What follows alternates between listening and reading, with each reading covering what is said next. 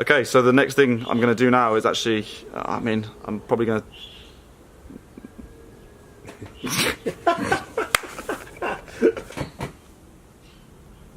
Right, we're on. We're recording. Oh, right, let's try this for like the 20th time. Hi everyone, my name's Simon. I'm 27, I live in London in England, and I've suffered from vitiligo since I was around 13 years old. In 2014, I think it was, I started a blog online. You can find that at simonsvitiligoblog.com, where I was writing about different treatments and experiences I had with vitiligo, and generally would trying to find out what worked best for me. I spent a few years searching for different treatments and taking it seriously, actually trying to treat the condition, and that led me to find out about the Dead Sea treatment that was in Jordan, that was run by Professor Schallreuter. I wrote about the whole process on my blog, going out to see the professor in Germany and also going out to Jordan to actually partake in 21 days at the Dead Sea. This post actually turned out to be probably the most popular post on my blog. I think there's 60 or 70 comments on there now. It's the most searched term on Google that comes back and returns my website. So I thought maybe the next stage of this was to start video blogging about it. I've decided to go out to Jordan again. I leave in 2 days. This is all incredibly new to me. Video blogging, you know, it's hard enough just writing on a blog, and now I'm actually going to try and use a camera. I've got semi-decent equipment. I'm super awkward and super nervous on the camera, but I'm trying my best to improve as we go through this. I'm trying to give everyone as much exposure to the treatment and make it as informative as possible. Currently, I'm quite fortunate in the sense that vitiligo affects probably less than 15% of my body. I've got it around my eyes, I have it around my lips here as well, I have it some on the back of my head, I have it underneath my beard. I've had a beard for the last 18 months. It's lucky beards are trendy now because it's actually been hiding some of my vitiligo. And I've got it in some places like my knees as well, and some other places. So I first noticed my vitiligo when I was probably about 13 years old. I noticed it in some discrete areas and also on my knees as well. I kind of didn't really do anything or do anything about it. I didn't even really pay that much attention to it, to be honest, because I was quite young. I also developed it on the back of my head there a little bit as well, so it started to turn the hair white in that single patch. And it probably just stayed like that. That was probably all I had for most of my teens. And then when I was probably 18, I think 18, 19, I got into a fairly destructive relationship. It was incredibly volatile and incredibly stressful. And coming out of that relationship, I could literally see the pigment leaving my face. It was incredibly hard, and it was emotionally painful in the relationship sense, but also emotionally painful seeing the damage it was doing to my skin at the same time. Even for a certain period, I couldn't look in the mirror because I could just see it leaving my eyes. It was around this time, I think at that time maybe I was early 20s, it was around that time I decided to start blogging about it to see what treatments worked best for me. And it kind of became a bit of a therapy for me to be able to talk about it with different people online and get responses from other people that had vitiligo. And it kind of became this sort of support community on the blog. I mean, it didn't really take off until I went out to Jordan the first time and wrote about Jordan and the treatment out there. But once I'd done that, I was getting thousands of hits a month. I was getting multiple messages from people saying thank you for talking about the treatment out there and providing them with some information. And this has kind of motivated me a little bit to do it with the video. Like I've mentioned multiple times how hard I find this, but I generally hope that if it helps someone and it's kind of enjoyable for people to watch, then it'll be worthwhile. For those that don't know what vitiligo is, it's defined as a skin disease. I mean, it's not the nicest term, but it's defined as a skin condition. It's thought to affect. It's thought to affect around between 1% and 4% of the world's population. The number always fluctuates. This differs from who you ask, but generally in that ballpark, a lot of people do suffer from it. And I notice more and more every day that I see different people that actually have the condition.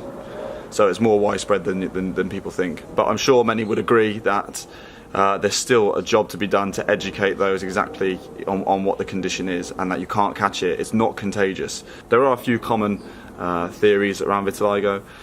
Some people say it's an autoimmune condition, but I know that some researchers now, including Professor Schallreuter, don't agree with the theory that it's autoimmune. People believe that it's connected to some people's allergies. Some people say that it is hereditary, and it is hereditary. It is genetic for a percentage of the vitiligo population. So, although it pains me to do this, I'm gonna have to remove my beard and remove a lot of the hair on my head. A very short back and sides, I think, because I'm trying to target areas on the back and obviously around my face, around here as well. So I'm going to go and see what they can do for me, and I'm going to bring you along as well.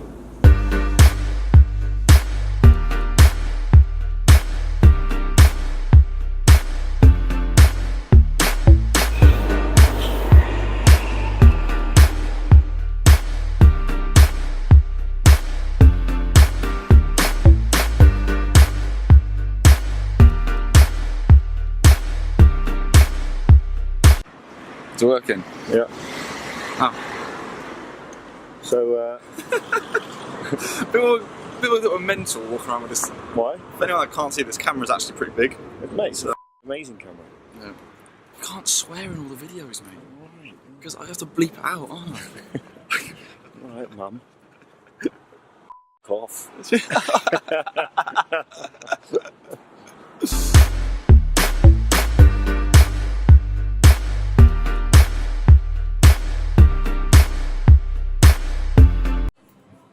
what's gonna happen?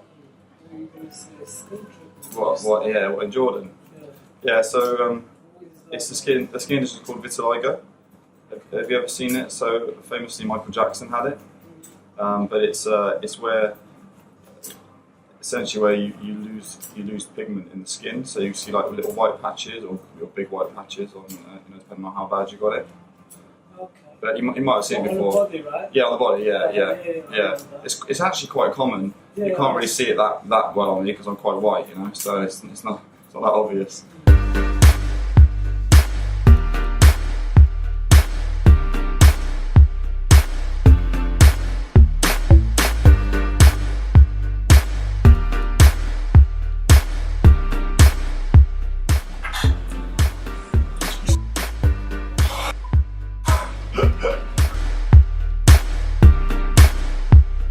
Right, I'm back. Looking a bit like a 12-year-old now. But anyway.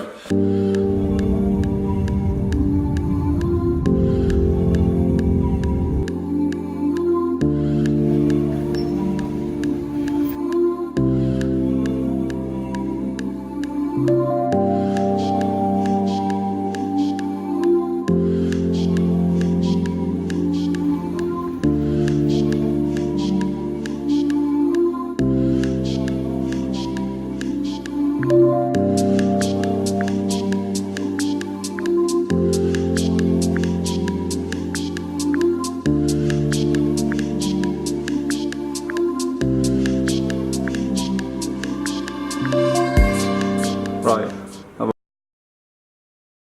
arrived. I'm here in Jordan. This is literally so hot here right now.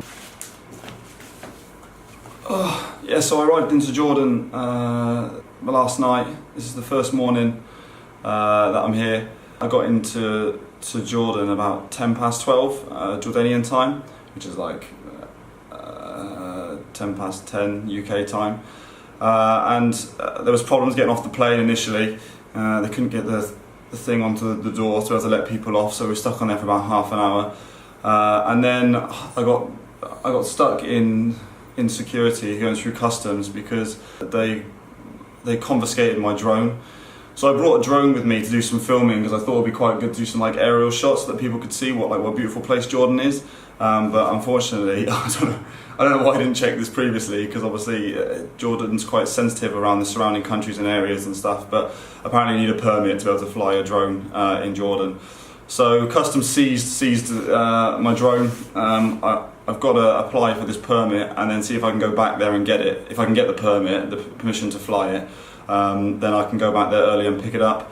But if not, then I'll just have to, make do without it and go and pick it up when I go home. So getting from actually the travel agents that I booked with, which is a German group, nothing to do with Professor Schallreuter's people now. In a different video I will go through the whole booking process and how much I paid, etc. But when I got to the airport, there was someone actually there to meet me straight away. The travel agent had already sorted out the transfer. I paid like €40 to get from the airport to the Dead Sea. So he came and took me from the airport. They took me to a car after I'd obviously had the drone taken, and then we made our way back here. So unfortunately we were stopped. There's so many like military checkpoints within Jordan. We were stopped so many times. It was getting really frustrating because I was so tired as well. But I got here. It's all good. I got here and came in and finally got to the actual hotel about 2:30 a.m. something like that. I came in, I'm sharing a room with someone, so to reduce the costs of staying out here, you have options to share rooms, because obviously people come out and treat the condition themselves. They don't always come out with partners or friends, etc. So you can share with someone. So I requested a Victoria's Secret model, but unfortunately I got a middle-aged German man. But we can't have everything. So it's actually really, really nice. The poor guy woke up about 2:30 in the morning because he arrived earlier yesterday. This morning I've literally probably had about 3 hours sleep, and I got up straight away because my appointment to go and see the doctor at the Dead Sea Medical Centre was at 9 a.m.